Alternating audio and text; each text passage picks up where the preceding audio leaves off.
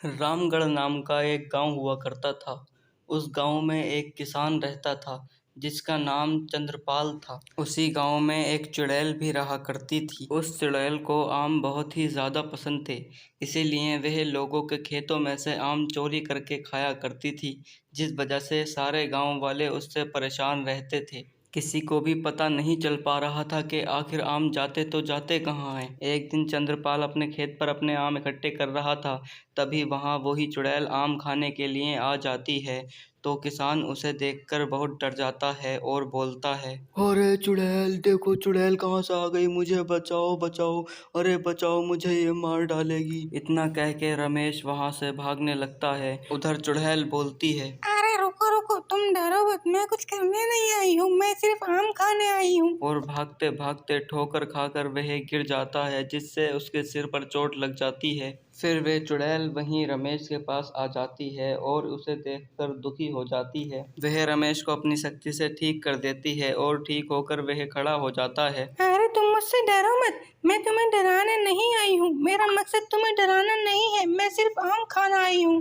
अरे तुम्हें देख के कैसे ना डरूं, तुम एक चुड़ैल हो और मैं एक सीधा साधा इंसान। अरे अरे तुम डरो मत, मैं वैसी चुड़ैल नहीं हूँ, मैं तुम्हें कुछ नुकसान नहीं पहुँचाऊंगी। मगर तुमने जो मेरी फसल का नुकसान किया है वह कैसे ठीक होगा? तुम चिंता मत करो, मैं तुम्हारी अब मदद किया करूंगी, अपनी शक्ति से तुम्हारे खेत में खूब फल उगा दिया करूंगी। चलो तुम कह रही हो तो अब मैं मान लेता हूँ, अब मैं अपने घर चला जाता हूँ। फिर रमेश अपने घर जाने लगता है।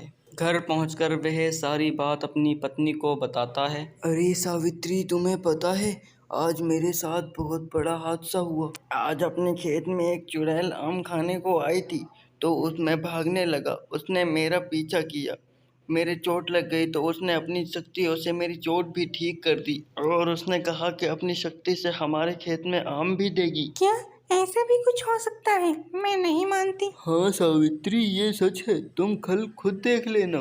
फिर अगले दिन किसान अपने खेत पर जाता है तो देखता है कि उसके खेत में बहुत ही आम लगे होते हैं। ऐसे ही करते करते वह एक बहुत अमीर आदमी बन जाता है और उसके पास बहुत आम इकट्ठे हो जाते हैं। फिर उसे घमंड हो जाता है और वो मेहनत नहीं करता है।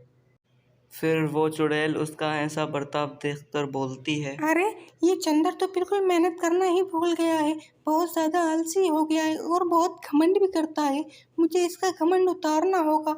फिर वह चुड़ैल उसके खेत पे आम देना बंद कर देती है। फिर अगली सुबह वह अपने खेत पर जाता है और देखता है कि वहाँ तो एक भी आम नहीं होता है। यह देखकर वह परेशान हो जाता है और चुड़ैल को आवाज़ देता है। तभी वहाँ चुड़ैल भी आ जाती है।